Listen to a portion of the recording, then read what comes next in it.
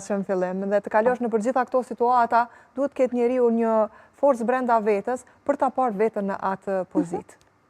Është një pasion që unë kam, që ndoshta një, si ta thëmë, një dobësi e imja mund tjetë ndoshta vlerë për ty. Për të unë ndodhi që kjo është pasioni em. Do thot, klasa si klasë. Unë kam shkuar edhe online vitet e fundit, po e du atë arsimin tradicional. Kërë në klasë, fizikisht, jam aty. Fizikisht të jesh balë për balë me... Rëthohem me njerëz trajnerin, profesionalist. mësuesin, profesorin, të jesh aty. Aq të suksesshëm, aq të aftë, ajo është dhurat. Është dhurat për mua. Edhe fillova një 6 muajsh me motrën për gjuhë në një institucion, në një college, që pastaj nëse ja dalim, më njëherë kyqesh në fakultet, 2 vjeqar. Edhe ja dalim, edhe gjithmonë e falenderoj mamin, se ajo në punën e vetë takoj një kolege shqiptare, që na drejtoj si të fillojmë.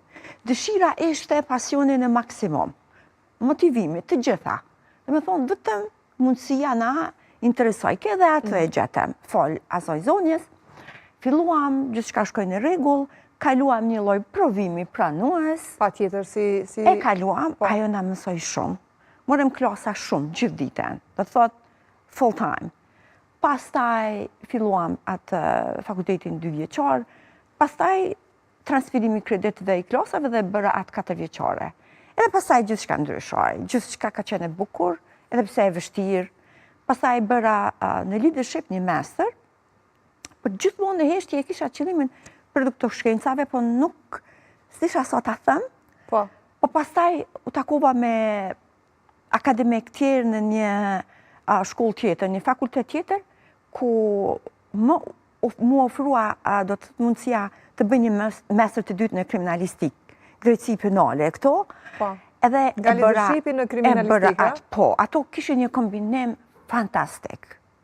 Të dyat në rregull, edhe i përfundova të dyat, edhe pasaj fillova doktoraturën. Mendimet për doktoraturën? Po, fillova, kalova mirë, dhash provimin, dhash atë prezentimin, do të thot një demo prezentim para të tjerëve, para akademikve, e dhash me shumë energji. Me shumë pasion? Me shumë pasion, gjithçka shkoj mirë, u pranova. Pak ajo pjesa e Covidit më zuri, se unë kom doktoruar në vitin 2023, ajo diku... Doktoraturën në? Në vitin e 2023 kam përfundu. Dhe në çfarë drejtimi? I ke ndërlidhur këto të dyja bashkë? Po, i kam, është leadership executive dhe hulumtim në drejtësi.